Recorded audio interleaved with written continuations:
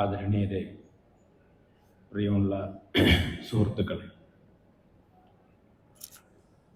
സമയം ഏറെ വൈകി. അതുകൊണ്ട് വളരെ ദീർഘനേരം സംസാരിക്കണമെന്ന് ഞാൻ വിചാരിക്കുന്നില്ല.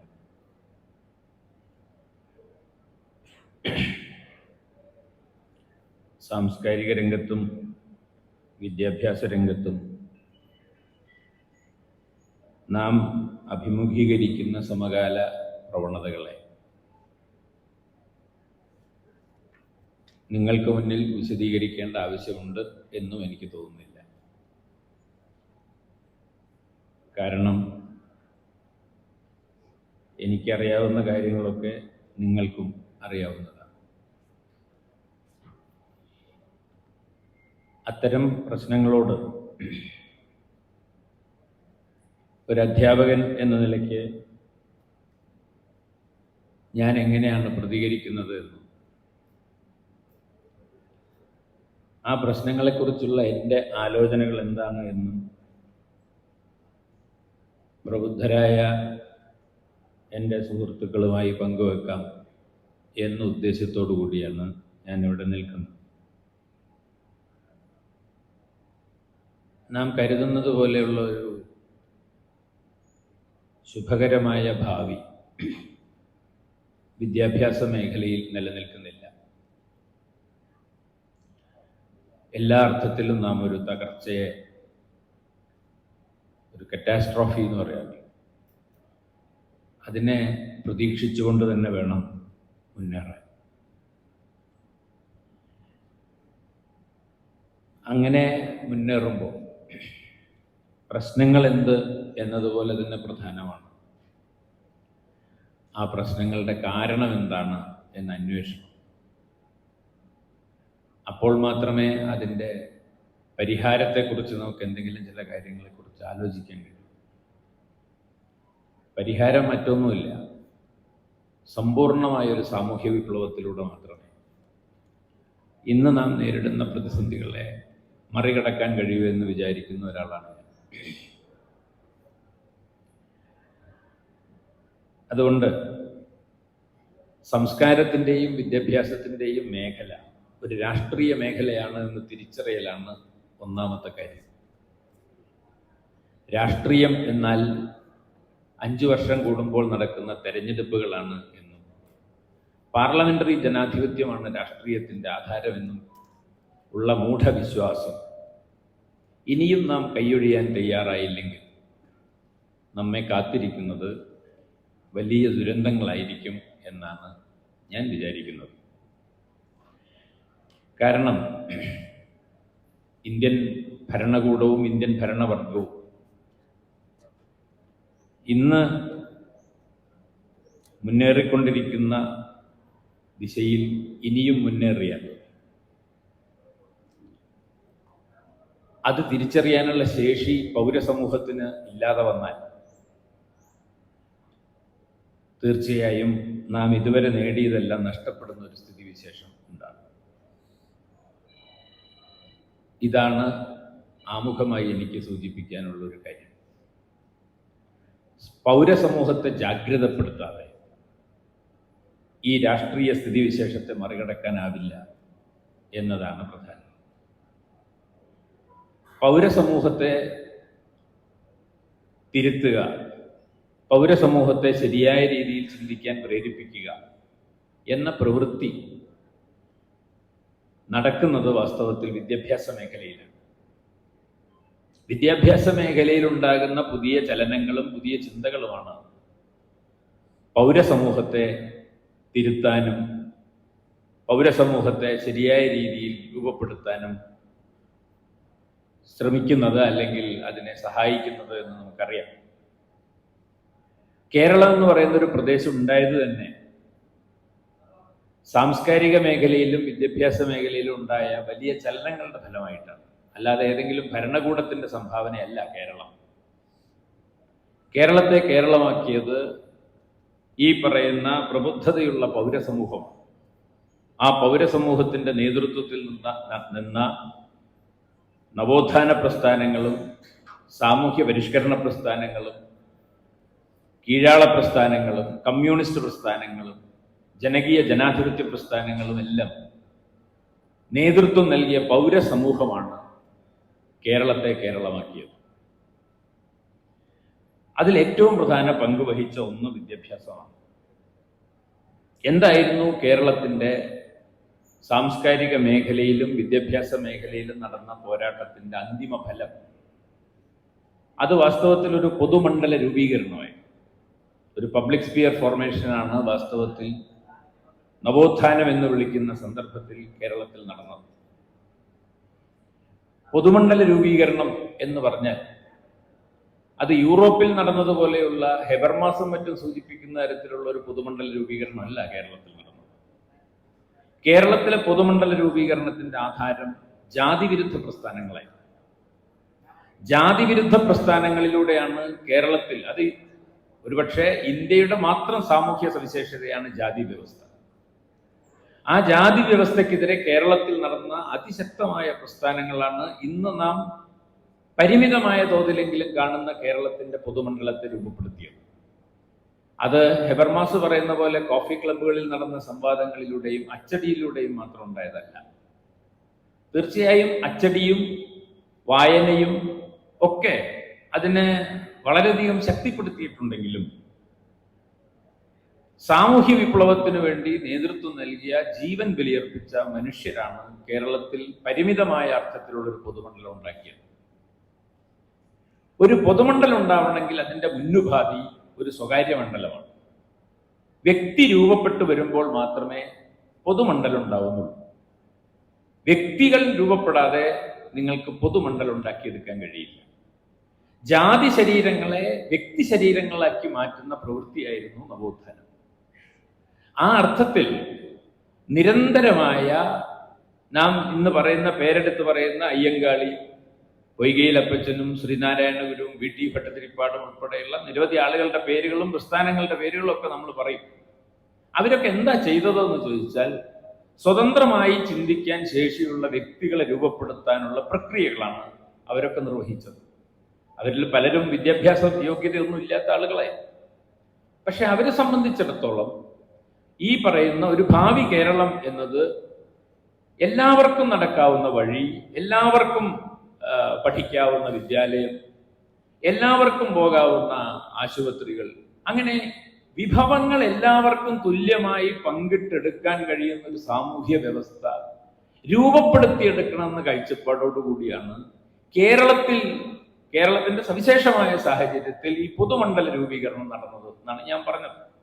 അതുകൊണ്ട് ഹെബർമാസിനെയൊക്കെ നമ്മൾ ഉദ്ധരിക്കുമ്പോൾ കേരളത്തിന്റെ കോണ്ടെക്സ്റ്റിലേക്കൊക്കെ വരുമ്പോൾ വളരെ വ്യത്യസ്തമായ തരത്തിലാണ് ആലോചിക്കേണ്ടതെന്നാണ് ഞാൻ പറഞ്ഞതിൻ്റെ അർത്ഥം. ഇന്ദുലേഖയിലെ 18-ാം അധ്യായം നോക്കി കേരളത്തിന്റെ പൊതുമണ്ഡലത്തെക്കുറിച്ച് നമുക്ക് ഉടൻ ചില നിഗമനങ്ങളിൽ എത്തിച്ചേരാൻ കഴിയില്ല. സമയമില്ലാത്തതുകൊണ്ട് ഞാൻ അതൊന്നും വിശദീകരിക്കുന്നില്ല.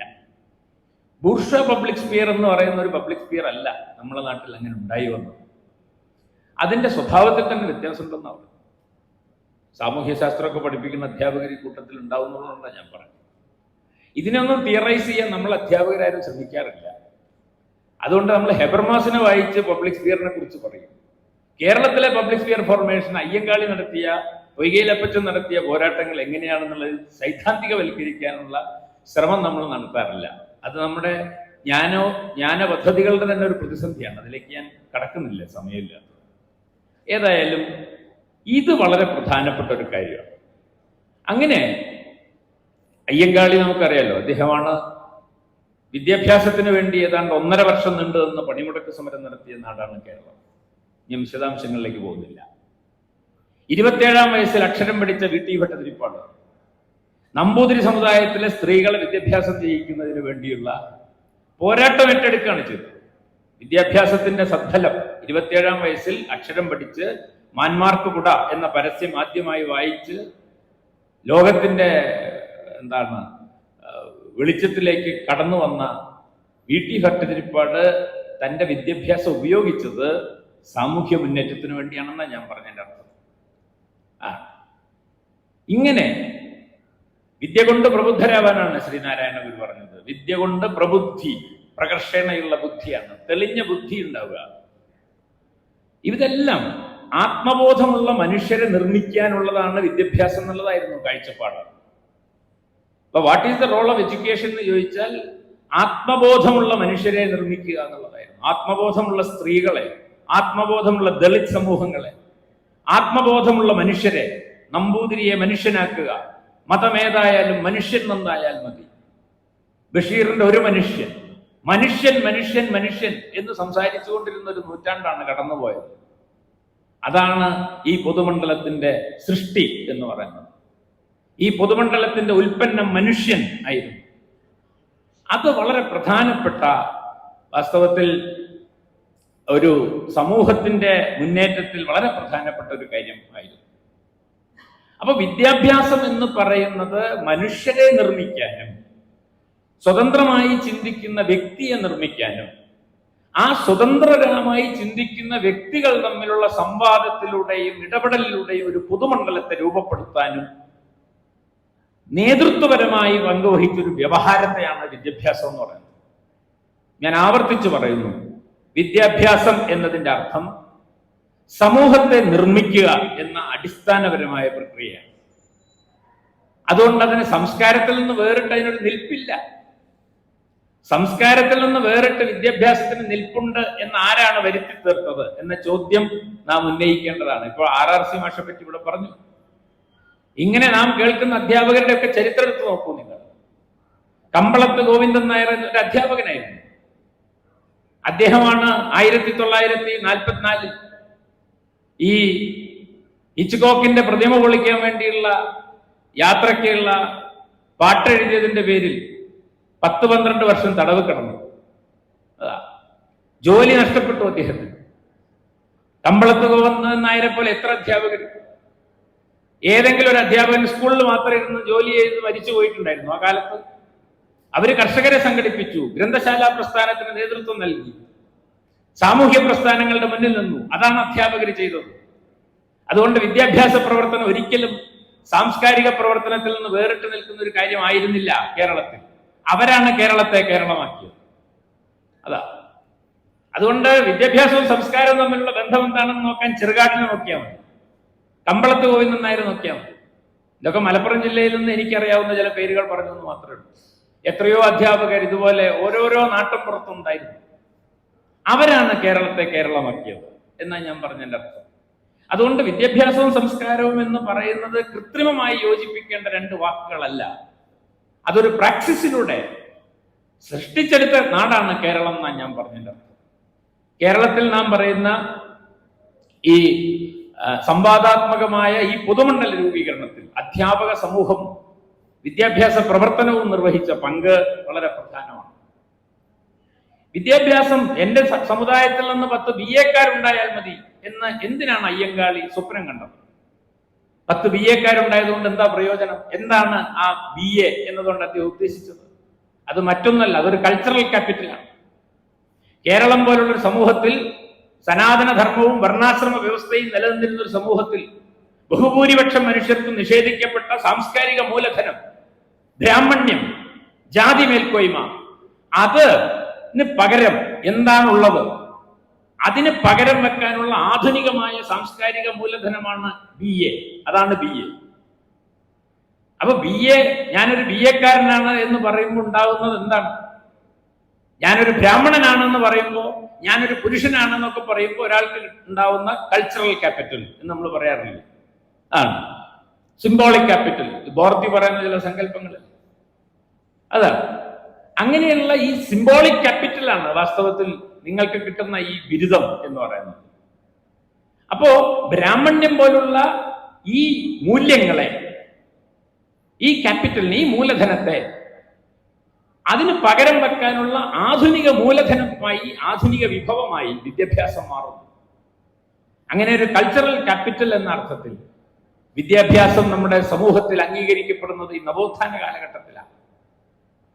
അപ്പൊ വിദ്യാഭ്യാസം എന്ന് പറയുന്നത് നമ്മൾ കരുതുന്ന പോലെ പണം ഉണ്ടാക്കാനും ജോലി സമ്പാദിക്കാനും ഉള്ള ഒരു ഏർപ്പാടല്ല എന്നും, അത് മൗലികമായി സമൂഹത്തെ നവീകരിക്കാനുള്ള സാംസ്കാരിക പ്രവർത്തനമാണ് എന്നും, അത് ലക്ഷ്യമിടുന്നത് നിസ്വരായ മനുഷ്യർക്ക്, ഈ കൾച്ചറൽ ക്യാപിറ്റൽ ഇല്ലാത്ത മനുഷ്യർക്ക് ആത്മാഭിമാനത്തോടുകൂടി ഈ സമൂഹത്തിൽ നടക്കാനുള്ളൊരു വിഭവമാണത് എന്നും മനസ്സിലാക്കിയത് കൊണ്ടാണ് അയ്യങ്കാളി എൻ്റെ സമുദായത്തിൽ നിന്ന് 10 BA എന്ന് പറഞ്ഞത്. അതാ അവിടെ BA എന്നതൊരു കൾച്ചറൽ ക്യാപിറ്റൽ എന്നുള്ള വാക്ക് ബോർത്തിയാണ് ഉപയോഗിക്കുന്നതെങ്കിൽ അതെന്നോ മനസ്സിലാക്കിയ ഒരാളാണ് അയ്യങ്കാളി എന്ന് ഞാൻ പറഞ്ഞതിൻ്റെ അർത്ഥം അതാ.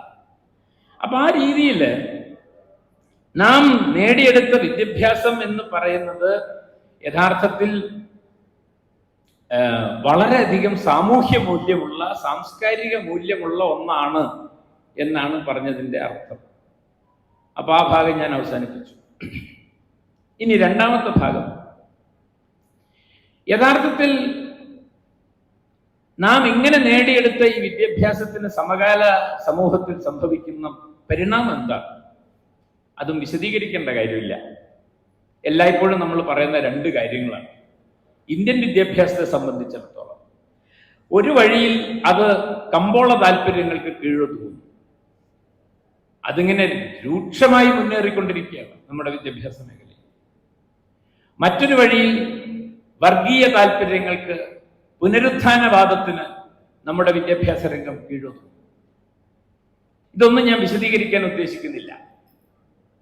നമ്മുടെ സമൂഹത്തിൽ എങ്ങനെയാണ് സ്വാശ്രയ കോളേജുകളും സ്വകാര്യ സർവകലാശാലകളും ഈ പുതിയ സംവിധാനങ്ങളും ഒക്കെ കടന്നു വരികയും പൊതുവിദ്യാഭ്യാസം എന്ന് പറയുന്നത് പലപ്പോഴും അപ്രസക്തമായി തീരുകയും ചെയ്യുന്നത് എന്തുകൊണ്ടാണ്, എങ്ങനെയാണ് എന്നൊന്നും ഞാൻ വിശദീകരിക്കാൻ ഉദ്ദേശിക്കുന്നില്ല.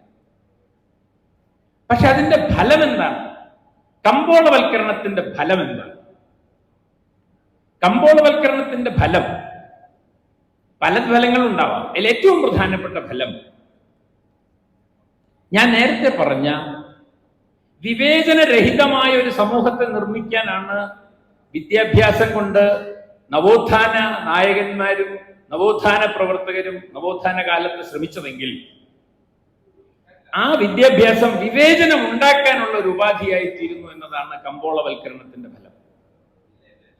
ഞാൻ ഈ അടുത്ത കാലത്ത് വായിച്ച ഒരു പ്രധാനപ്പെട്ട പുസ്തകം, വിശാൽ വിശ്വനാഥ് എന്ന് പറയുന്ന ഒരു പയ്യൻ, ഒരു ചെറുപ്പക്കാരനാണ്, 28 വയസ്സായിട്ടുള്ളൂ. അയാള് അമേരിക്കയിലെ ഒരു സർവകലാശാലയിൽ ഇപ്പോൾ PhD ചെയ്തുകൊണ്ടിരിക്കുക ഈ വിദ്യാഭ്യാസ മേഖലയിൽ.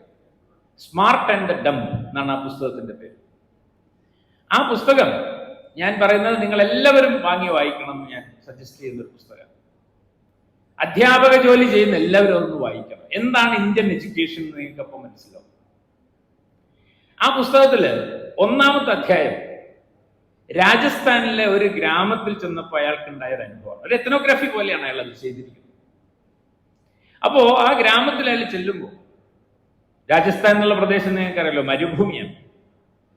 അവിടെ ആ മരുഭൂമി പോലുള്ള വെള്ളം കിട്ടാത്ത ഒരു സ്ഥലത്ത് ഒരു പ്രത്യേക വിഭാഗത്തിൽപ്പെട്ട മനുഷ്യർ ടെന്റൊക്കെ കെട്ടി ജീവിക്കുന്നുണ്ട് കുറെ കാലമായിട്ട്. അവരുടെ കുട്ടികൾ ആരും സ്കൂളിൽ പോകാറില്ല. ഇത് 2000-ന് ശേഷം ഇയാൾ നടത്തിയ യാത്രകൾ എന്നുള്ള റിപ്പോർട്ടാണ് കേട്ടോ, പഴയ കാലത്തെ കാര്യമൊന്നുമില്ല ഞാൻ ഈ പറയുന്നത്.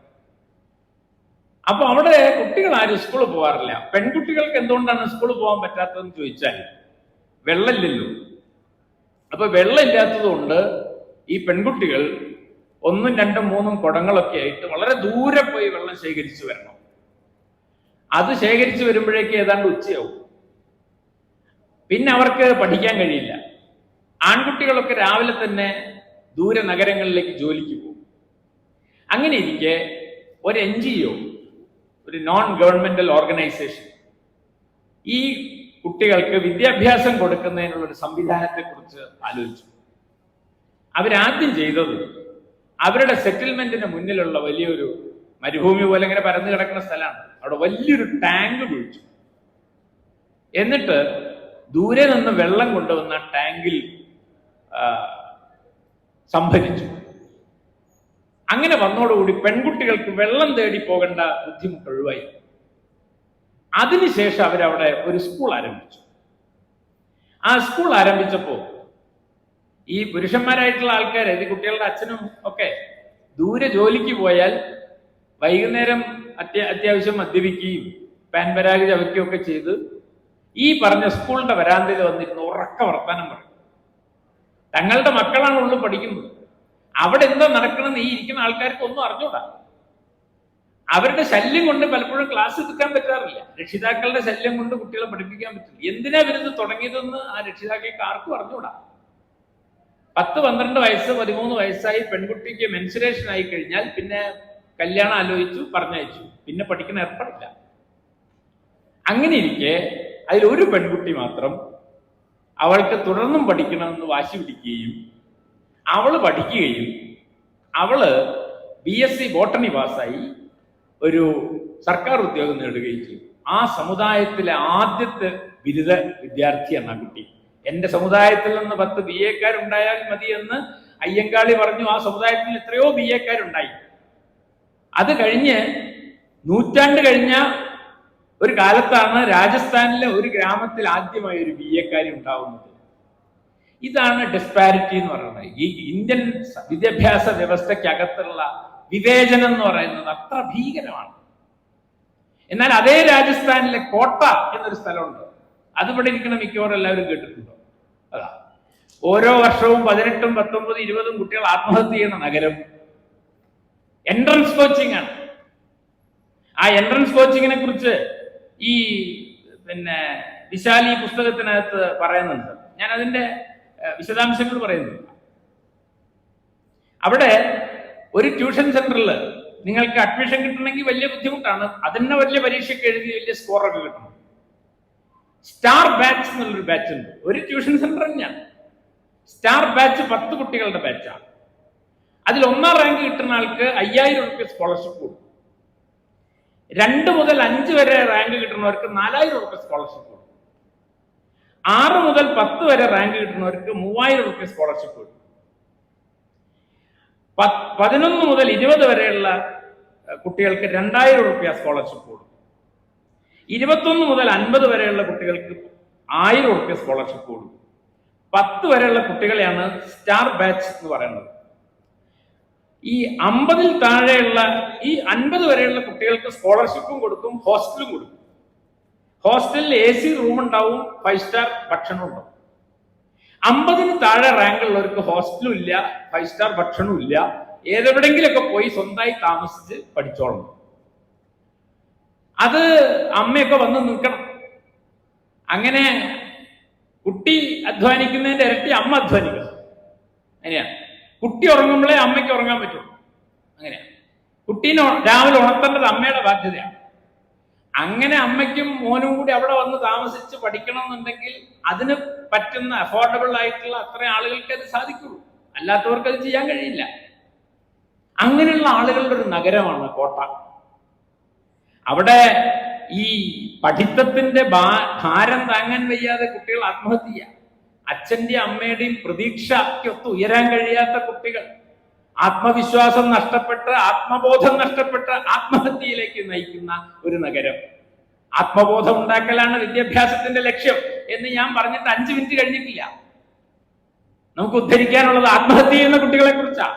ആത്മഹത്യ എന്ന് പറഞ്ഞാൽ സെൽഫ് ഡിസ്ട്രക്ഷൻ ആണ്. അതാണ് സെൽഫ് കോൺഷ്യസ്നെസ് ഉണ്ടാക്കുന്നതിന് പകരം സെൽഫ് ഡിസ്ട്രാക്ഷൻ സംഭവിച്ചുകൊണ്ടിരിക്കുന്ന ഒരു മണ്ഡലത്തിൽ പണിയെടുക്കുന്ന ആൾക്കാരാണ് ഞാനും നിങ്ങളൊക്കെ. അതാ ഇതിനെ നമ്മൾ അഭിമുഖീകരിക്കണ്ടേ? ഈ ചോദ്യം നമ്മൾ അഭിമുഖീകരിക്കണ്ടേ? ഇതിനെ AKPCTA, AKGCTA പോലുള്ള സംഘടനകളല്ലാതെ ആരാണ് അഭിമുഖീകരിക്കാൻ പോകുന്നത് ഈ ചോദ്യം കേരളത്തിൽ?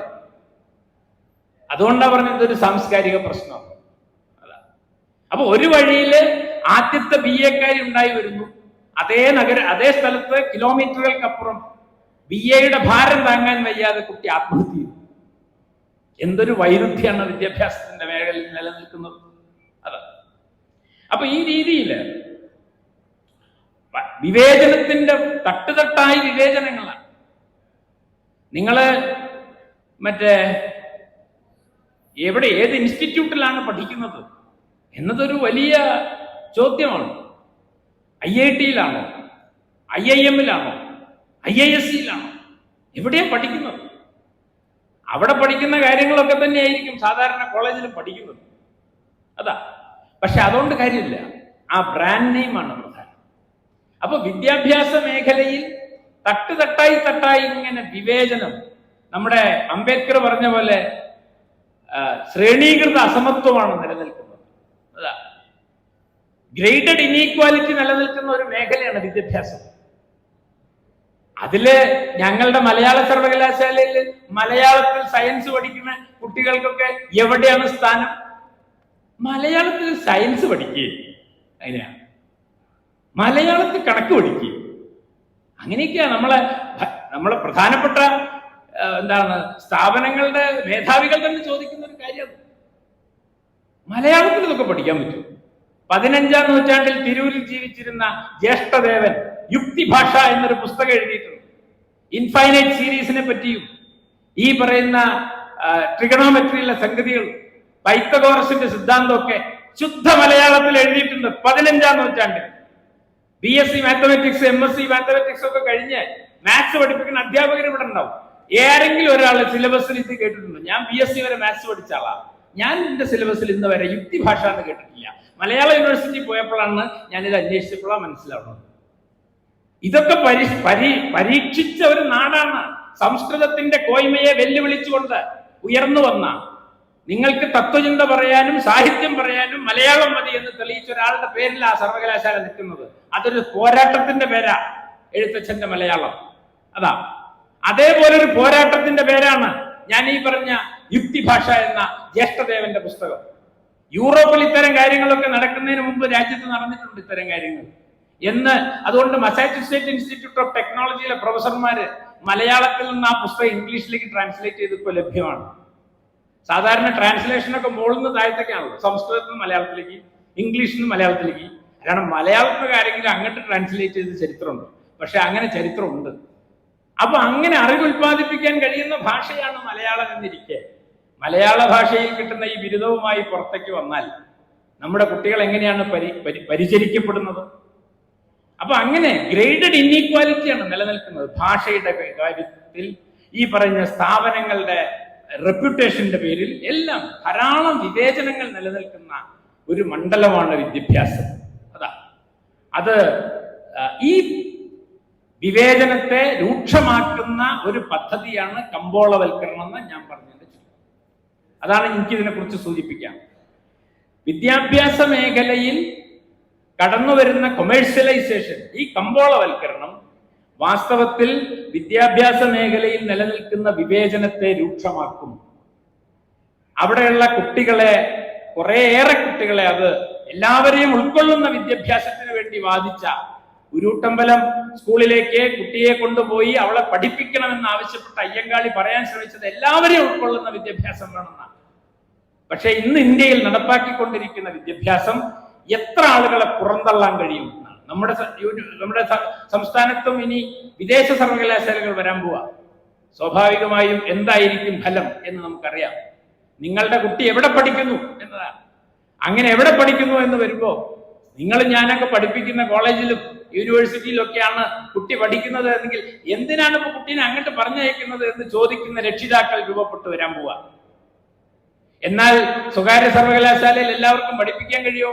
അതൊട്ട് കഴിയില്ല. ഇതാണ് സംഭവിക്കാൻ പോകുന്നത്. ഈ വിവേചനപൂർണമായ വിദ്യാഭ്യാസ സമ്പ്രദായം തീർച്ചയായും നിലനിൽക്കുന്ന വിദ്യാഭ്യാസത്തിന്റെ മൗലിക ലക്ഷ്യത്തെ, വിദ്യാഭ്യാസത്തിന്റെ സാംസ്കാരിക ലക്ഷ്യത്തെ അപ്രസക്തമാക്കും എന്നതിന് യാതൊരു സംശയമില്ല. അതാണ് അതേ സംബന്ധിച്ച് സൂചിപ്പിക്കാനുള്ള ഒരു കാര്യം. മറ്റൊന്ന്, വിദ്യാഭ്യാസ മേഖലയിലേക്ക് കടന്നു വരുന്ന ഈ വർഗീയവൽക്കരണം എന്ന് പറയുന്ന ഒരു കാര്യം. ഞാനതിനൊരു വർഗീയവൽക്കരണമായിട്ടല്ല കാണുന്നത്.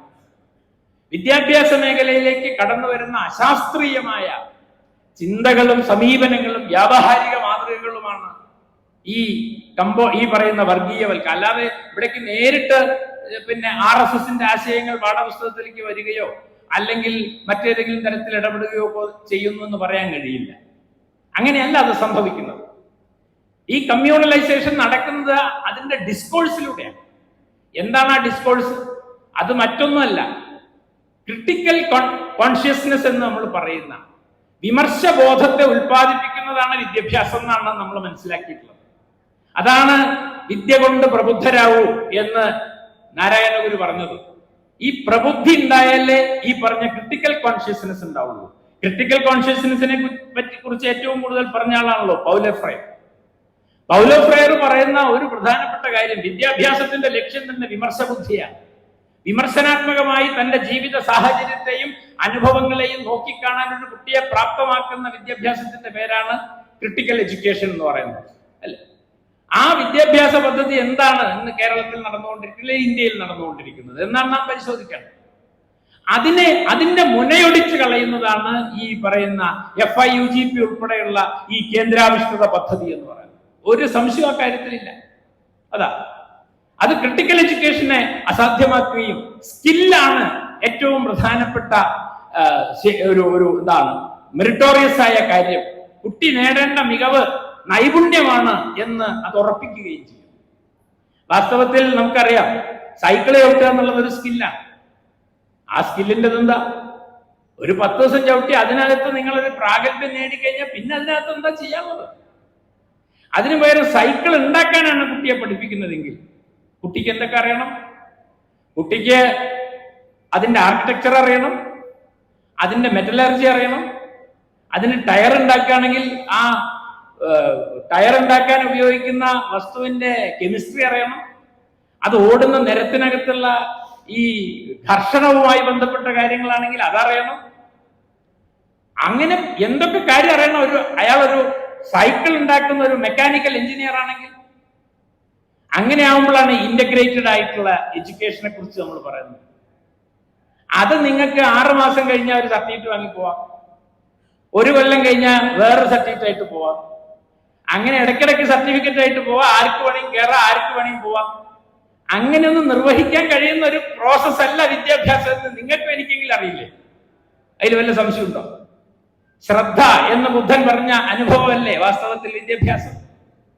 ഇവിടെ ഇരിക്കുന്ന എത്രയോ ആളുകൾ PhD ഒക്കെ കഴിഞ്ഞ ആൾക്കാരുണ്ട്. എന്താണ് ഗവേഷണം? 4 കൊല്ലം കഴിഞ്ഞാൽ കൊടുക്കാൻ പറ്റിയ ഒരു സർട്ടിഫിക്കറ്റിന്റെ പേരാണോ റിസർച്ച് ഡിഗ്രി? അങ്ങനെ ഒരു റിസർച്ച് ഉണ്ടോ? ഞാനൊക്കെ PhD ചെയ്തതല്ലേ. UGC തന്നെ നമ്മളോട് പറഞ്ഞിരിക്കുന്ന 5 വർഷമാണ് ഒരു വിഷയത്തിൽ ഊന്നി നിന്ന് ഗവേഷണം അങ്ങനെ കിട്ടിയ ഒരു ബിരുദവുമായിട്ടാണ് നമ്മൾ ഇത്ര കാലം ജീവിച്ചത്. ഇനി അതിന്റെ ഒന്നും ആവശ്യമില്ല. 3 കൊല്ലം കഴിഞ്ഞ് 4ാമത്തെ കൊല്ലം കുട്ടിക്ക് റിസർച്ച് ഡിഗ്രി അങ്ങ് കൊടുക്കാൻ പോവാ. എന്താണ് റിസർച്ച് എന്നുള്ള വാക്കിന്റെ അർത്ഥം? ഈ പറഞ്ഞ പോലെ ഓരോ 6 മാസം കൂടുമ്പോൾ ഏതെങ്കിലുമൊക്കെ കോഴ്സുകൾ കുറെ പഠിച്ച് ക്രെഡിറ്റ് ഉണ്ടായാൽ മതി. അത് ഓൺലൈനിലാവാം, ഓഫ്ലൈനിലാവാം. ചുരുക്കി പറഞ്ഞാൽ ഈ ക്രിട്ടിക്കൽ കോൺഷ്യസ്നസ്, ഒരനുഭവത്തെ സൂക്ഷ്മമായി വിശകലനം ചെയ്ത് അതിൽ നിന്ന് ചില ബോധ്യങ്ങൾ ഉണ്ടാക്കിയെടുക്കലാണ് വിദ്യാഭ്യാസമെങ്കിൽ ഈ പദ്ധതി വാസ്തവത്തിൽ കുട്ടിയെ നേരത്തെ പറഞ്ഞ ഒരു ഏജൻസിയാക്കി, ക്രിട്ടിക്കൽ കോൺഷ്യസ്നസ് ഉള്ള ഒരു നിർവാഹകനാക്കി മാറ്റുന്നതിന് എതിരാണ് എന്നതാണ് എന്റെ വസ്തുത.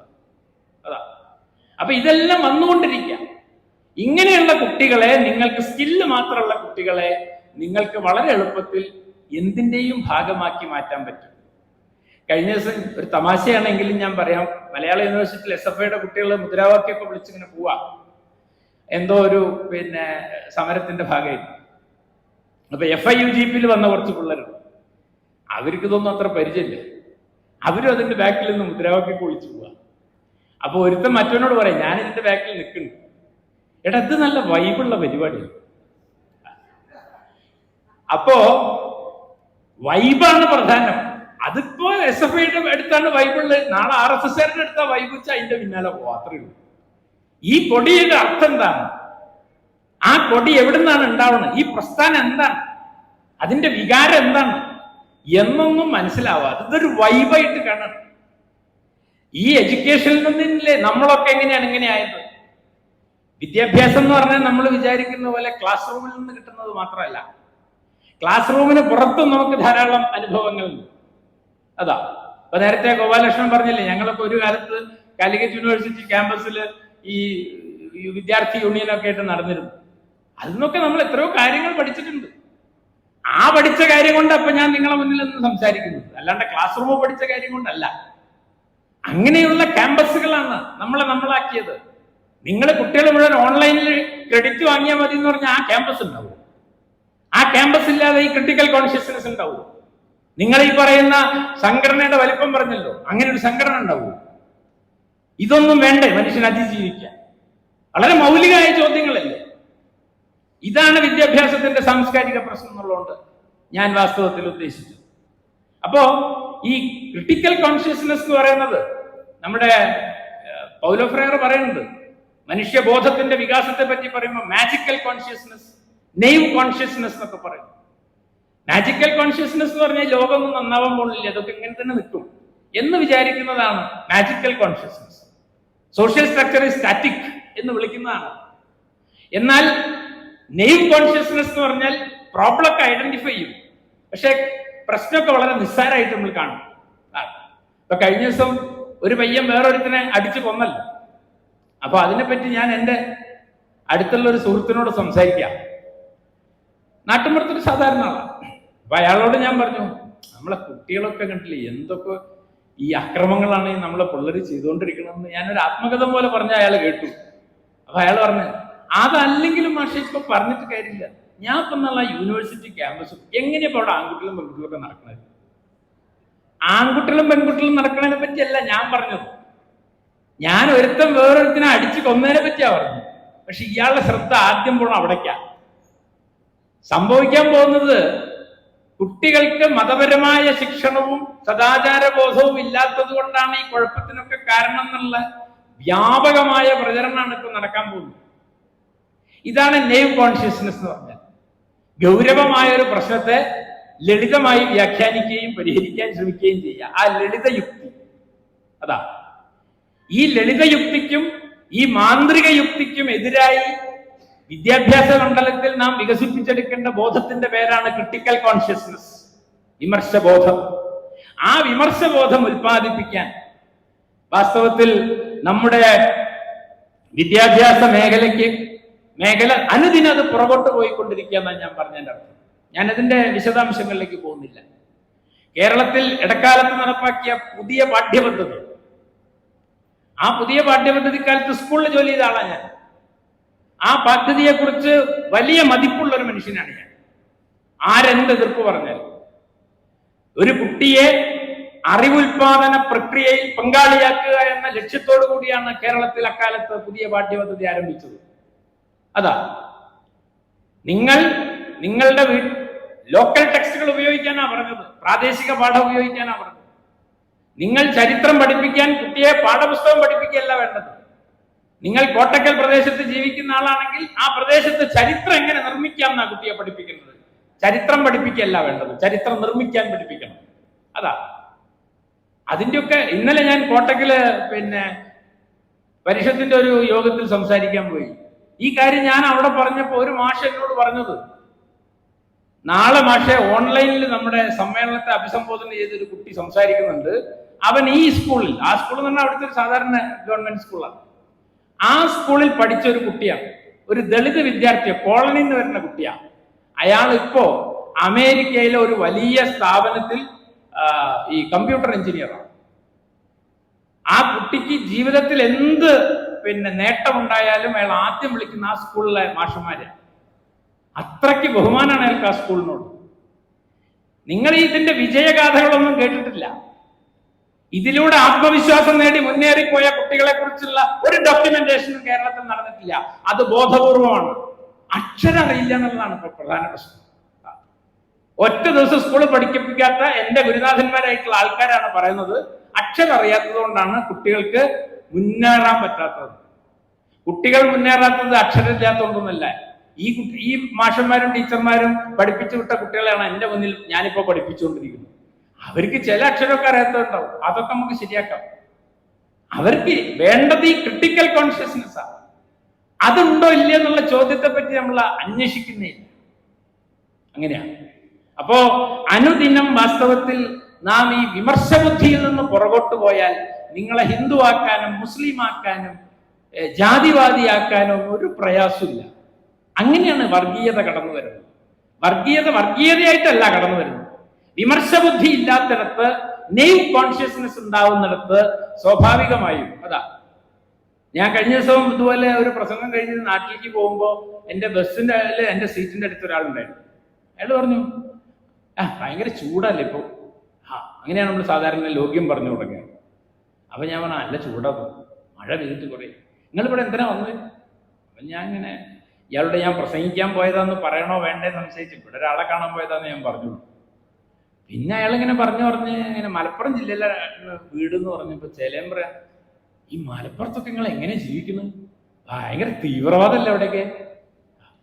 ഞാൻ പറഞ്ഞു, ഞാൻ അത്രയോ കാലമായി അവിടെ 10-15 കൊല്ലമായി ജീവിക്കുന്നു, അവിടെ ഞാൻ തീവ്രവാദം അവിടെ ഈ കുട്ടികളെയൊക്കെ തട്ടിക്കൊണ്ട് തീവ്രവാദികളാക്കുന്ന പരിപാടിയൊക്കെ ഉണ്ട്.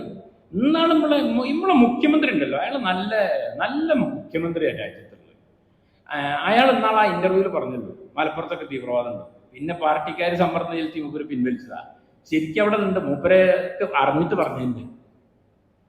പിന്നെ മൂപ്പര് പറഞ്ഞു, ഞാൻ ഈ CPM-ന്റെ ഒക്കെ ഒരാളായിരുന്നു, ഇപ്പൊ പിന്നെ പ്രായമൊക്കെ ഏതുകൊണ്ട് അധികം എനിക്ക് പോകില്ല.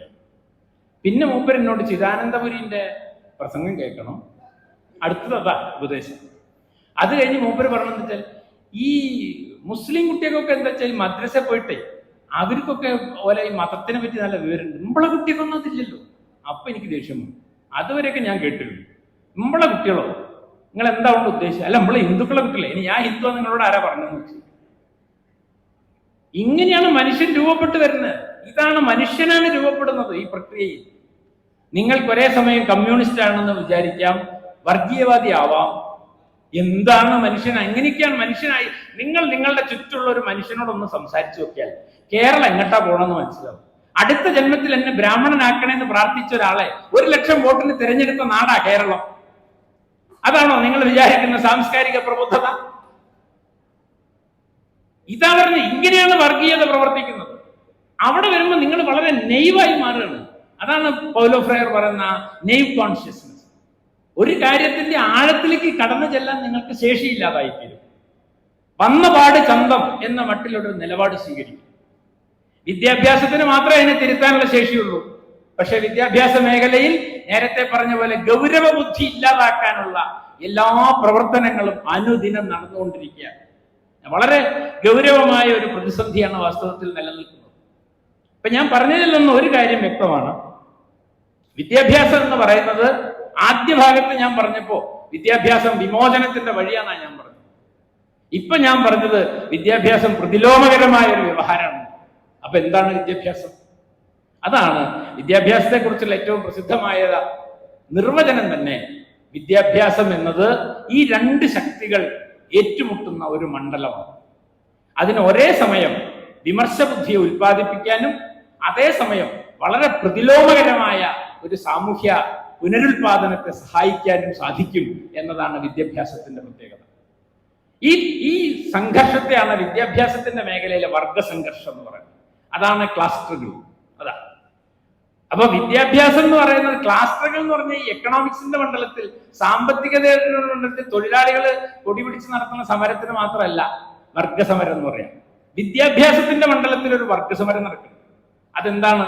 വിദ്യാഭ്യാസത്തെ സാമൂഹ്യ മുന്നേറ്റത്തിന് വേണ്ടി ഉപയോഗിക്കണോ, സമൂഹത്തെ അട്ടിമറിക്കാനും പുതിയൊരു സമൂഹത്തെ സൃഷ്ടിക്കാനും വേണ്ടി ഉപയോഗിക്കണോ, അതോ സമൂഹത്തെ പുനരുൽപാദിപ്പിക്കാനും അധികാരഘടനയെ പുനരുൽപാദിപ്പിക്കാനും മാത്രം ഉപയോഗിച്ചാൽ മതിയോ? ഈ തർക്കമാണ്, ഈ സംഘർഷമാണ് വിദ്യാഭ്യാസ മേഖലയിലെ വർഗസംഘർഷം എന്ന് പറയുന്നത്. ആ വർഗസംഘർഷം നേരിടുന്ന ഒരു പ്രധാനപ്പെട്ട ചരിത്ര മുഹൂർത്തത്തിലാണ്, അത് തീക്ഷ്ണമായ ഒരു ചരിത്ര മുഹൂർത്തത്തിൽ ഈ പറഞ്ഞ വിദ്യാഭ്യാസത്തിന്റെ പുരോഗമനോന്മുഖവും അതിന്റെ വിധ്വംസകാത്മകവുമായ മൂല്യത്തെ ഉയർത്തിപ്പിടിക്കാൻ ബാധ്യതപ്പെട്ടവരാണ് ഞാനും നിങ്ങളും എന്നാണ് പറഞ്ഞതിന്റെ ചുരുക്കം. ഇനി ഞാൻ കൂടുതൽ വിശദീകരിക്കുന്നില്ല. തീർച്ചയായും നമ്മുടെ വിദ്യാഭ്യാസ മേഖലയെ എങ്ങനെയാണ് അത് എല്ലാവരെയും ഉൾക്കൊള്ളുന്ന ഒന്നാക്കി തീർക്കുക, എല്ലാ കുട്ടികൾക്കും ആത്മാഭിമാനത്തോടെയും ആത്മബോധത്തോടെയും പുറത്തിറങ്ങാൻ കഴിയുന്ന ഒരു വ്യാവഹാരിക മാതൃകയായി എങ്ങനെയാണ് വിദ്യാഭ്യാസത്തെ മാറ്റുക, ഇതാണ് ഏറ്റവും പ്രധാനം. അതില് ഞാൻ കരുതുന്ന ഒരു കാര്യം, വിദ്യാഭ്യാസ മേഖലയിൽ വരുത്തേണ്ട ഏറ്റവും പ്രധാനപ്പെട്ട പരിഷ്കരണം അതിന്റെ മൂല്യനിർണ്ണയം തന്നെയാണ്. അതിലൊരു സംശയമില്ല. വിദ്യാഭ്യാസത്തെ പരിഷ്കരിക്കണമെന്ന് ആഗ്രഹിക്കുന്ന ആരെങ്കിലും ഉണ്ടെങ്കിൽ അവരാദ്യം ചെയ്യേണ്ടത് മൂല്യനിർണ്ണയത്തെ പരിഷ്കരിക്കുക എന്നുള്ളതാണ്. എല്ലാവരും പാസ്സാവുന്ന വിദ്യാഭ്യാസമാണ് ഏറ്റവും ശരിയായ വിദ്യാഭ്യാസം എന്ന് വിചാരിക്കുന്ന ഒരാളാണ് ഞാൻ. എനിക്കതിൽ യാതൊരു സംശയമില്ല. ഞാന് 10ാം ക്ലാസ് പാസ്സായപ്പോ എന്റെ സ്കൂളിൽ നിന്ന് പാസ്സായത് 36 കുട്ടികൾ, 100-ൽ 66% അന്നത്തെ വിജയ ശതമാനം. ഇന്നൊക്കെ എല്ലാം 100% ഫുൾ A+ ഒക്കെയാണല്ലോ ഏർപ്പാട്. അന്ന് 36%. ആ 36% കിട്ടിയ സ്കൂളിലെ ഈ പഴയ വിദ്യാർത്ഥികളുടെ ഒരു ഗെറ്റ് ടുഗദർ ആ സ്കൂളുകാരെ വിളിച്ചു ചേർത്തു. അപ്പൊ ഞാൻ നാട്ടിലുണ്ടായിരുന്നോണ്ട് ഞാനൊന്ന് പോവാ. ഞാൻ പോകുമ്പോ ആ സ്കൂളിന്റെ മുറ്റത്തുള്ള കുറെ കടകളുണ്ട്. ആ കടയുടെ വരാന്തയില് അന്ന് എന്റെ കൂടെ സ്കൂൾ പഠിച്ച ചില ആൾക്കാരൊക്കെ ഇരിക്കുന്നു. അന്ന് പിള്ളേരായിരുന്നു, ഇന്ന് അവരൊക്കെ എന്നെ പോലെ പ്രായമുള്ള ആൾക്കാർ. അതിൽ നാരായണുണ്ട്. നാരായണനോട് ഞാൻ ചോദിച്ചു, എടാ പൂർവ്വ വിദ്യാർത്ഥി സംഗമത്തിന് വരുന്നില്ലേ? അപ്പൊ അവൻ എന്നെ വിളിച്ചു, ഇങ്ങോട്ട് വാ. ഈ പണ്ട് തിക്തഫലം എന്നൊരു വാക്ക് മറിയാമ്മ ടീച്ചർ പഠിപ്പിച്ച് കേട്ടില്ലേ? അപ്പൊ ഞാൻ പറഞ്ഞു, അത് കേട്ടു. എന്നാ ഞാൻ ഇപ്പൊ ഒന്ന് വാക്യത്തിൽ പ്രയോഗിക്കാം. ഈ വിദ്യാലയം എനിക്ക് തിക്തഫലങ്ങൾ മാത്രമേ നൽകിയിട്ടുള്ളൂ, ഈ പൊയ്ക്കോന്നു. അതാ, ഇതായിരുന്നു വിദ്യാഭ്യാസം. ഈ നാരായണൻ വരച്ച ഒരു ചിത്രം, ഞങ്ങൾക്ക് രാമായണത്തിൽ എന്തോ എഴുത്തച്ഛൻ്റെ ഒരു കവിത പഠിക്കേണ്ടായിരുന്നു. അതിന് അവൻ വരച്ച ശ്രീരാമനും സീതയും ഒക്കെ കൂടിയുള്ള ഒരു ചിത്രം ഇപ്പോഴും എൻ്റെ കയ്യിൽ. അപ്പൊ ഇപ്പൊ അവൻ ഗൾഫിലെത്തി 9ാം ക്ലാസ് നിർത്തിയതാ പഠിപ്പ്. അപ്പൊ അവനോട് ഞാൻ പറഞ്ഞു, എടാ ഈ പണ്ട് വരച്ച ചിത്രം കേട്ടോ. അവൻ ചിത്രം വരച്ചിരുന്നു എന്നുള്ള കാര്യം തന്നെ അവൻ മറന്നുപോയി. അതൊന്നും അവന് ജീവിതത്തിൽ ആവശ്യമില്ല. ഈ നാരായണന്റെ ചിത്രം വരയ്ക്കാനുള്ള ശേഷി ഈ സമൂഹത്തിന് ആവശ്യമില്ലാത്തതാണെന്ന് എന്റെ ചോദ്യം. ചിത്രം വരയ്ക്കലായിരുന്നു പരീക്ഷ. ഞാൻ തോൽക്കുകയും നാരായണൻ ജയിക്കുകയും ചെയ്യില്ലേ? എല്ലാവർക്കും ഒരു പരീക്ഷ നടത്തി ഇംഗ്ലീഷിൽ 4 വാക്ക് എഴുതാൻ അറിയാത്തത് കൊണ്ടല്ലേ ഈ നാരായണൻ പുറത്തായി പോയത്, ഞാൻ അകത്തായത്. സോമസുന്ദരൻ ഒരു കളിമണ്ണ് ഒരു പാത്രത്തിലാണ് കൊടുത്തു കഴിഞ്ഞാൽ നിങ്ങൾ പറയണ രൂപം ഉണ്ടാക്കി തരും. അവനും പഠിത്തം നിർത്തി ഇടയിൽ വെച്ച്. ഈ ശില്പുണ്ടാക്കലായിരുന്നു പരീക്ഷ. ഞാൻ നിങ്ങളെ മുന്നിൽ ഇപ്പൊ നിൽക്കുവോ? എല്ലാവർക്കും ഒരു പരീക്ഷ പാസ്സാവണം. അത് നാഷണൽ ലെവലിലൊക്കെ ഇപ്പൊ പരീക്ഷ നടക്കണം. അതിന്റെ ഉള്ളിൽ കൂടി രക്ഷപ്പെട്ടാൽ മാത്രമേ നിങ്ങൾ ആത്മാഭിമാനം അന്തസ്സുള്ള മനുഷ്യനാവുള്ളൂ. അതാണ് ആ തിക്തഫലം എന്നുള്ളതിന്റെ അർത്ഥം. എന്റെ ആത്മാഭിമാനം തകർത്ത സ്ഥാപനാന്നാ പറഞ്ഞത്. അപ്പൊ എല്ലാ കുട്ടികൾക്കും പരീക്ഷ പാസ്സാവണമെങ്കിൽ ഓരോ കുട്ടിയുടെയും കഴിവിനനുസരിച്ചുള്ള പരീക്ഷ നടത്തേണ്ടത്. പരീക്ഷ നടത്തേണ്ടത് കഴിവുകേട് അറിയാനല്ല, കഴിവ് അറിയാനാണ്. നിങ്ങൾ ഇന്റർവ്യൂ നടത്തുമ്പോൾ എന്തിനാ നിങ്ങൾ ഇന്റർവ്യൂ നടത്തുന്നത്? വന്നിരിക്കുന്ന ആളുടെ കഴിവുകേട് അറിയാനാണ്. അയാളുടെ കഴിവറിയാനാ. ആ കഴിവ് നിങ്ങൾക്ക് വേണമെങ്കിൽ അത് എടുക്കാം, അല്ലെങ്കിൽ വേണ്ട, അത്രേ ഉള്ളൂ. അയാൾക്കൊരു കഴിവുണ്ട്. ഇവിടെ ഇരിക്കുന്ന ഓരോ മനുഷ്യർക്കും ഒരു കഴിവുണ്ട്. ആ കഴിവ് ഐഡന്റിഫൈ ചെയ്യാനാണ് പരീക്ഷ. അങ്ങനെയാണെങ്കിൽ എല്ലാവരും നിങ്ങൾക്ക് പാസ്സാക്കാം. പക്ഷെ ഓരോരുത്തർക്കും കിട്ടുന്ന സർട്ടിഫിക്കറ്റ് ഓരോന്നായിരിക്കും. ആത്മാഭിമാനത്തോടുകൂടി നിങ്ങൾക്ക് പുറത്തിറക്കാം. അതാ ഈ ആത്മനിന്ദ ഉൽപ്പാദിപ്പിക്കുന്ന ഒന്നായി നമ്മുടെ വിദ്യാഭ്യാസത്തിലെ പരീക്ഷാ സമ്പ്രദായം, മൂല്യനിർണ്ണയം മാറിക്കൊണ്ടിരിക്കുക. അതൊക്കെ ആത്യന്തികമായിട്ട് ഉൽപ്പാദിപ്പിക്കുന്നത് ഞാൻ നേരത്തെ പറഞ്ഞ പോലെ ആത്മബോധം നഷ്ടപ്പെട്ട മനുഷ്യരെയാണ്. ആത്മബോധം നഷ്ടപ്പെട്ട മനുഷ്യർ ഈ പറഞ്ഞ പോലെ വലിയ തോതിൽ പ്രതിസന്ധി അനുഭവിക്കുന്ന ഒരു സമൂഹമാണ് നമ്മുടേത് എന്നാണ് ഞാൻ പറഞ്ഞതിൻ്റെ അർത്ഥം. ഞാൻ അതിന്റെ വിശദാംശങ്ങളിലേക്ക് പോകുന്നില്ല. അപ്പൊ ഈ രീതിയിൽ വിദ്യാഭ്യാസ മേഖലയിൽ അടിമുടി നിലനിൽക്കുന്ന ഈ പ്രതിസന്ധികളെ നാം എങ്ങനെയാണ് അഭിസംബോധന ചെയ്യേണ്ടത് എന്ന് വരുമ്പോൾ ഇപ്പൊ ഈ പുതിയ കാര്യങ്ങൾ ചിലത് സംഭവിക്കുന്നതിനെ കുറിച്ച് കൂടി ഒരു സൂചന നൽകി 1:45 എന്നോട് നിർത്തണം എന്നാ പറഞ്ഞ് 5 മിനിറ്റ് കൂടി. ഇപ്പൊ കഴിഞ്ഞ ദിവസം അധ്യാപകരുടെ ഗ്രൂപ്പിലൊക്കെ കോടതി പറഞ്ഞിട്ടുണ്ടല്ലോ ചൂരലെടുക്കാൻ, സമാധാനമായിട്ട് ഇരിക്കണം. ഇത് ഞങ്ങൾ അന്നേ പറഞ്ഞതല്ലേ. അപ്പൊ എന്റെ നാട്ടിൽ ഞാൻ സംസാരിച്ച സുഹൃത്ത് പറഞ്ഞത് മതപരമായ വിദ്യാഭ്യാസവും ശ്രദ്ധയൊന്നും ഇല്ലാത്തതുകൊണ്ട് ആൺകുട്ടികളും പെൺകുട്ടികളൊക്കെ കലർന്ന് നടക്കണോണ്ട് സദാചാര ഭ്രംശം കൊണ്ടാണ് ഈ കുഴപ്പമുണ്ടാവണമെന്ന് അയാൾ തീരുമാനിച്ചു. കോടതി ചൂരലെടുക്കാനും പറഞ്ഞു. അപ്പോ ഞാൻ നേരത്തെ പറഞ്ഞ പോലെ പ്രശ്നത്തിനൊക്കെ എല്ലാവരും വളരെ പെട്ടെന്ന് പരിഹാരം കണ്ടുപിടിക്കും. വാസ്തവത്തിൽ 90-കൾക്ക് ശേഷം ഇന്ത്യയിൽ നടപ്പാക്കിയ ആഗോളവൽക്കരണം എന്ന് പറയുന്ന സംഗതിയുടെ സാംസ്കാരിക പ്രത്യാഘാതം എന്താണെന്ന് നമ്മൾ അന്വേഷിച്ചിട്ടില്ല. അത് സാമ്പത്തിക മേഖലയിൽ ഉണ്ടാക്കിയ പ്രയാസം. കാർഷിക മേഖല സ്തംഭിക്കും, കർഷക സമരം ഇന്ത്യയിൽ നടന്നുകൊണ്ടിരിക്കുകയാണ്. വ്യാവസായിക മേഖല തകരും, അതും നമ്മൾ അനുഭവിച്ചു. സർവീസ് സെക്ടറിൽ നേരത്തെ പറഞ്ഞ പോലെ കമ്പോളവൽക്കരണം നടക്കും എന്ന് തോമസ് ഐസക് പറഞ്ഞു, അത് നടന്നു. ഇതൊക്കെ പറഞ്ഞത് നടന്നിട്ടുണ്ട്. പക്ഷെ അന്ന് പറയാത്തത് ഇപ്പൊ നാം അനുഭവിച്ചുകൊണ്ടിരിക്കുന്നതായിട്ടുള്ള ഒരു പ്രതിസന്ധി ഉണ്ട്. അതിന്റെ പേരാണ് സാംസ്കാരിക പ്രതിസന്ധി. ആ പ്രതിസന്ധി ഉണ്ടാക്കുന്നതിൽ ഏറ്റവും പ്രധാനപ്പെട്ട സാധനം അതാ. നാം ഇന്ന് ജീവിക്കുന്നത് വെള്ളത്തിൽ മത്സ്യം എന്നതുപോലെ ജനങ്ങൾക്കിടയിൽ ജീവിക്കണം എന്നാണ് പണ്ട് കമ്മ്യൂണിസ്റ്റുകാരോടൊക്കെ പറഞ്ഞിരുന്നത്.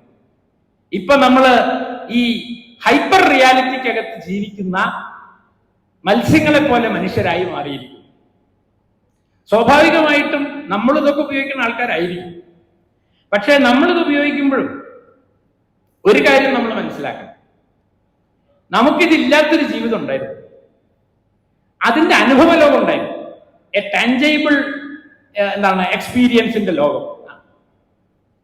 ഈ ഹൈപ്പർ റിയൽ എക്സ്പീരിയൻസിന്റെ ലോകത്തിന് പകരം ടാഞ്ചിബിൾ ആയ എക്സ്പീരിയൻസിന്റെ ഒരു ലോകം നമുക്കുണ്ടായിരുന്നു.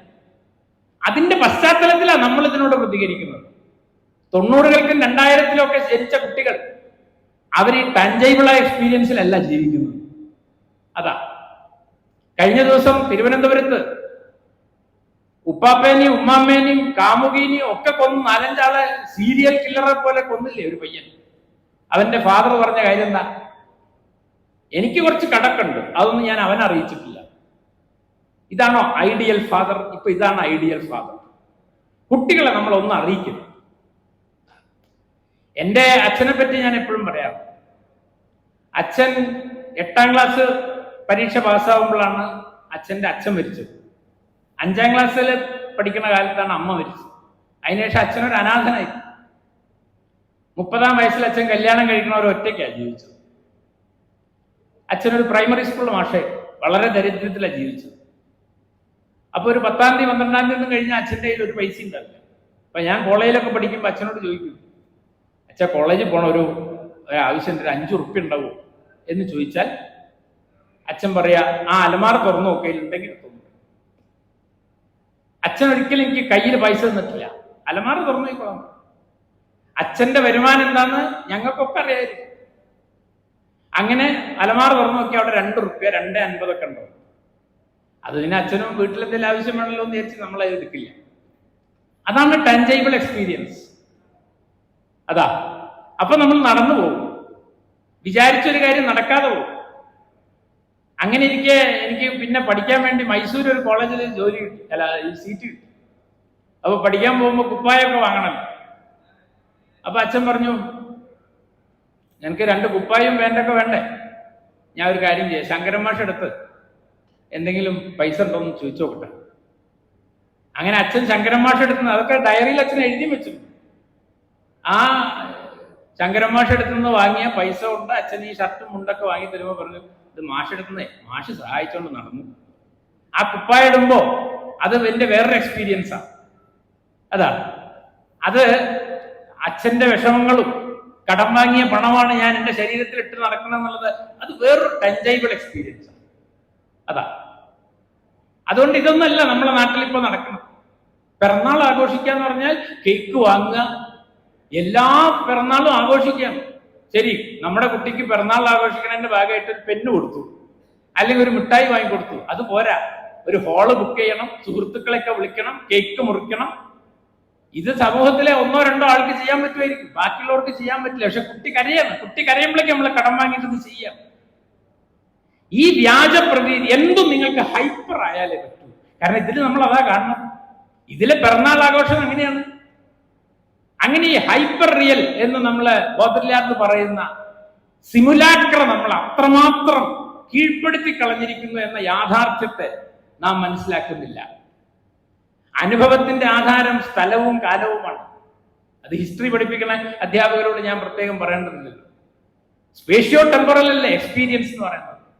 എന്താണ് നമ്മുടെ ടെമ്പറൽ കോൺഷ്യസ്നെസ്? ഇപ്പോ നമ്മുടെ കാലബോധം എന്താ?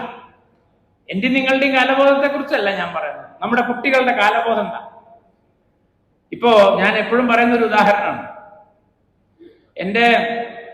ഞാൻ ഈ മൊബൈൽ ഫോൺ വാങ്ങിയത് ഈ കൊറോണ വന്നു കഴിഞ്ഞപ്പോൾ ക്ലാസ് എടുക്കാനും ഒക്കെ സൗകര്യത്തിന് ഇതില്ലാഞ്ഞ പറ്റില്ലെന്ന്. അതിന് മുമ്പ് എനിക്കിത് ഉണ്ടായിരുന്നില്ല.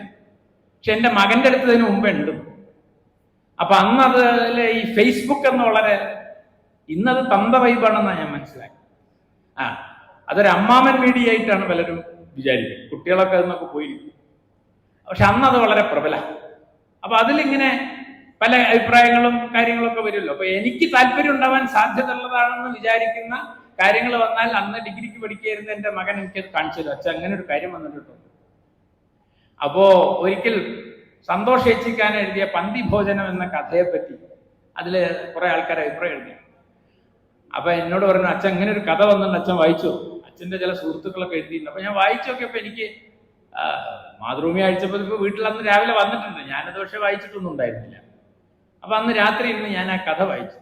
കഥ വായിച്ചു കഴിഞ്ഞപ്പോൾ ഞാൻ അവനോട് പറഞ്ഞുണ്ടാ, ഞാനൊരു കാര്യം ചെയ്യാം, ഞാൻ ഈ കഥേനെ പറ്റി ഒരു കുറിപ്പ് എഴുതാം, എൻ്റെ പേരിൽ അത് നീ നിന്റെ ഫേസ്ബുക്കിൽ ഇടണം. അപ്പൊ അവൻ പറഞ്ഞു അതിടാം, അച്ഛനൊരു കാര്യം ചെയ്താൽ മതി, നാളെ രാവിലേക്ക് തന്നെ തരണം. പിന്നെ അച്ഛൻ സാധാരണ ലേഖനം എഴുതണ മാതിരി 15-20 പേജൊന്നും പറ്റില്ല, അതൊരു 100 വരി, ഒരു 100 വാക്ക് 200 വാക്ക് അത്രയ്ക്ക് പറ്റുള്ളൂ. അന്ന് രാത്രി ഇരുന്ന് എഴുതണമെന്ന് എന്നെ കൊണ്ട് കഴിയുന്ന കാര്യമല്ല.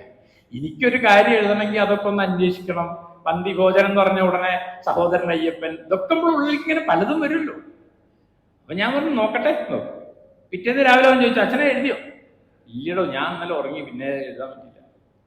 അന്ന് വൈകുന്നേരം അയാൾ ചോദിച്ചു, അച്ഛനെ എഴുതിയോ? ഇല്ലെന്ന്. പിന്നെ അയാളത് ചോദിച്ചില്ല, എനിക്ക് എഴുതാൻ നേരം കിട്ടിയില്ല. ഒരാഴ്ച കഴിഞ്ഞ് കുറച്ച് നേരം വീട്ടിലുണ്ടായപ്പോൾ ഞാൻ വീണ്ടും ആ കഥ ഒന്ന് വായിച്ച് ചില സാധനമൊക്കെ റെഫർ ചെയ്ത് ഞാനൊരു കുറിപ്പ് എഴുതി. അവൻ പറഞ്ഞ മാതിരി 100 വാക്കിലൊന്നും ഒതുങ്ങിയില്ല, എന്നാലും പതിവിൽ ഞാൻ എഴുതുന്നേക്കാൾ വളരെ കുറച്ച് എഴുതിയിരുന്നു. അന്ന് രാത്രി അവൻ വന്നപ്പോൾ ഞാൻ പറഞ്ഞിട്ടാ ഞാനത് എഴുതിയിട്ടു. ഏത്? അല്ല, നമ്മളാ പന്തി ഭോജനം അതെന്തത്? സന്തോഷ് ഏച്ചിക്കാരന്റെ കഥേനെ പറ്റി അന്ന് ഈ പറഞ്ഞില്ലേ, ഉമ്മർ മാഷം ഇവരൊക്കെ എഴുതിന്ന് പറഞ്ഞു.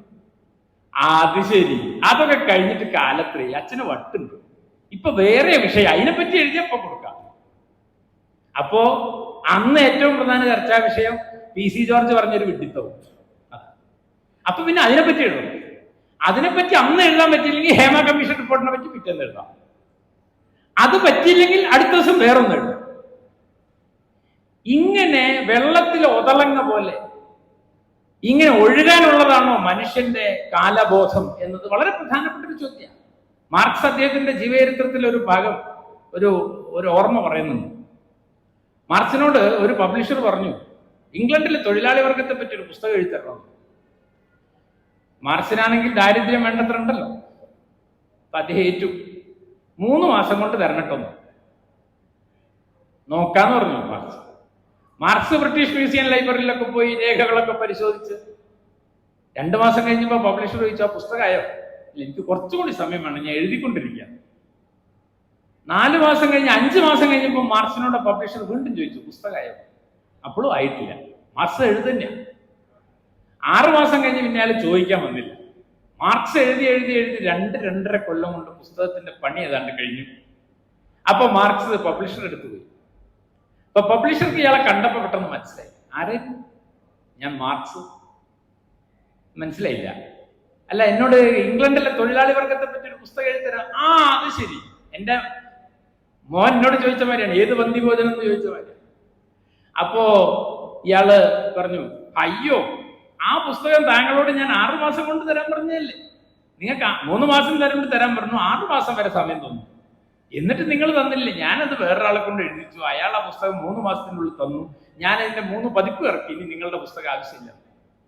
അപ്പൊ മാർക്സ് പറയാൻ, ഇംഗ്ലണ്ടിലെ തൊഴിലാളി വർഗത്തെ കുറിച്ച് ഏതാണ്ട് 2-2.5 വർഷം കൊണ്ട് ഞാൻ എഴുതി തയ്യാറാക്കിയ രേഖ ജന്നിയെയും കുട്ടികളെയും കൊണ്ട് ഇടയ്ക്കിടയ്ക്ക് വാടക വീട് മാറേണ്ടി വരുമ്പോൾ 2 കാരണം കൊണ്ടാണ് വാടക വീട് മാറേണ്ടി. ഒന്ന്, വാടക കൊടുക്കണ്ടാവില്ല, ഇല്ലെങ്കിൽ പോലീസ് വന്ന് വേട്ടയാവും.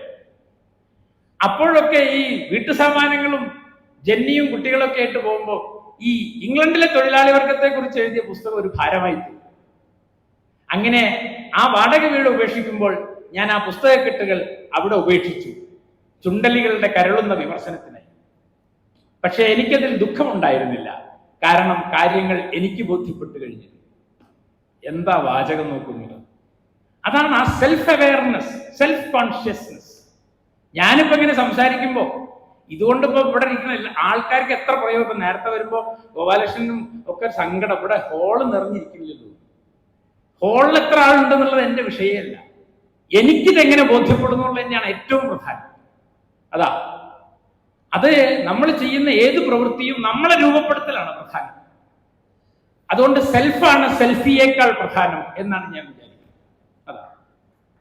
സെൽഫാണ് പ്രധാനം. അവനവൻ ആത്മസുഖത്തിനാചരിക്കുന്നവ അവരന്റെ സുഖത്തിനായി വരണം. സെൽഫ് ആൻഡ് അതർ, അതിൽ നിന്നാണ് കേരളം ഉണ്ടായത്. പക്ഷെ നാം ഈ വ്യാജ പ്രതീതികൾ ഉണ്ടാക്കി നമ്മൾ കരുതുന്ന ഈ ക്രൗഡ് പുള്ളറായി തീരുക, അല്ലെങ്കിൽ ഭയങ്കര നമ്മൾ വൈറലായി തീരുക. അങ്ങനെ ഈ വൈറലും പോപ്പുലറും ആയി തീരുന്നതാണ് സത്യം എന്ന് ആരാണ് നമ്മളെ പഠിപ്പിച്ചത്? മാർക്സ് മരിച്ചപ്പോൾ അദ്ദേഹത്തിന്റെ ശവമടക്കം എത്ര ആളുണ്ടായിരുന്നത്? അദ്ദേഹത്തിന്റെ ആശയങ്ങളല്ലേ ലോകത്തെ പിന്നീട് മാറ്റിമറിച്ചത്. അതുകൊണ്ട് പോപ്പുലർ ആയതാണ് ഏറ്റവും മഹത്തായത് എന്ന ഈ വ്യാജ നിർമ്മിതി നമ്മുടെ കുട്ടികളെ അതിഭീകരമായി സ്വാധീനിച്ചു കഴിഞ്ഞിരിക്കുന്നു. അതുകൊണ്ട് അവരെ സംബന്ധിച്ചിടത്തോളം ഹിംസ എന്ന് പറയുന്നത് ഒരു പെർഫോമൻസ് ആണ്. അതാ നമ്മൾ CCTV വെച്ചിരിക്കണത് എന്തിനാ? കുറ്റകൃത്യം എന്തെങ്കിലും ചെയ്താൽ അത് കണ്ടുപിടിക്കാനാ CCTV. ഇത് കുറ്റകൃത്യം ചെയ്യുന്നതിന്റെ മുന്നേ തന്നെ ക്യാമറയൊക്കെ റെഡിയാക്കി വെച്ചിട്ടാണ് കുട്ടികൾ കുറ്റകൃത്യം ചെയ്യുന്നത്. പിന്നെ നിങ്ങൾക്ക് എന്താ ബുദ്ധിമുട്ട്? കുറ്റവാളിയെ കണ്ടുപിടിക്കാൻ ഒരു പ്രയാസമില്ല. രോഗിയാണെന്നും പറഞ്ഞൊരു പയ്യനെ ആംബുലൻസിലിട്ട് കൊണ്ടുപോകുമ്പോൾ അതിൻ്റെ ഉള്ളിൽ പാടിക്കളിക്കുന്നതിന്റെ ചിത്രം എടുത്തിട്ട് ആകാശത്തേക്ക് പറഞ്ഞേക്കാൻ. ഇത് ഈ സംഘടനയ്ക്ക് എന്ത് ദുരന്തം ഉണ്ടാക്കുന്ന പോലെ അവർ ആലോചിക്കില്ല. നിങ്ങൾ കണ്ടില്ലേ? ഇതൊക്കെ എല്ലാം പെർഫോമൻസ് ആയിട്ട് തോന്നാണ്. കാരണം ഈ പറഞ്ഞ എല്ലാം ഹൈപ്പർ റിയലായ എക്സ്പീരിയൻസ് ആണ്. ഈ ഹൈപ്പർ റിയലായ എക്സ്പീരിയൻസ് എന്ന് പറയുന്നത് ടാഞ്ചിബിൾ ആയിട്ടുള്ള എക്സ്പീരിയൻസസ് അല്ല.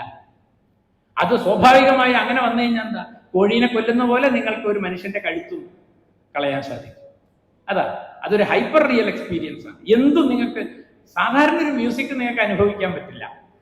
നിങ്ങൾക്ക് DJ മ്യൂസിക് അനുഭവിക്കാൻ പറ്റും. എല്ലാം പെരുപ്പിച്ച് കാണിക്കണം. അങ്ങനെയുള്ള ഈ വ്യാജ നിർമ്മിതികളുടേതായ ഒരു മാധ്യമ ലോകം, അതിൻ്റെ സൂക്ഷ്മമായ വിമർശനമാണ് ഒരുപക്ഷെ ഞാൻ കഴിഞ്ഞ ദിവസം ഏതോ ഒരു രാജ്യത്ത് സ്മാർട്ട് ക്ലാസ് റൂമുകൾ ഉപേക്ഷിക്കാൻ തീരുമാനിച്ചതായിട്ടൊരു മന്ത്രി, വിദ്യാഭ്യാസ മന്ത്രി പ്രഖ്യാപിക്കുന്നതിന്റെ വീഡിയോ ഉണ്ട്. എനിക്ക് വലിയ അത്ഭുതം തോന്നി. അവര് ചോക്കും ബ്ലാക്ക് ബോർഡും പുസ്തകവും പെൻസിലിലേക്ക് തിരിച്ചു പോകാൻ തീരുമാനിച്ചു. ഇതൊക്കെ കുട്ടികളെ സഹായിക്കുന്ന എന്ത് ശാസ്ത്രീയ, ഇവിടെ ഇരിക്കുന്ന നമ്മളൊക്കെ അധ്യാപകരാണല്ലോ, സൈക്കോളജി ഒക്കെ കഴിഞ്ഞ ആൾക്കാരുണ്ടാവും.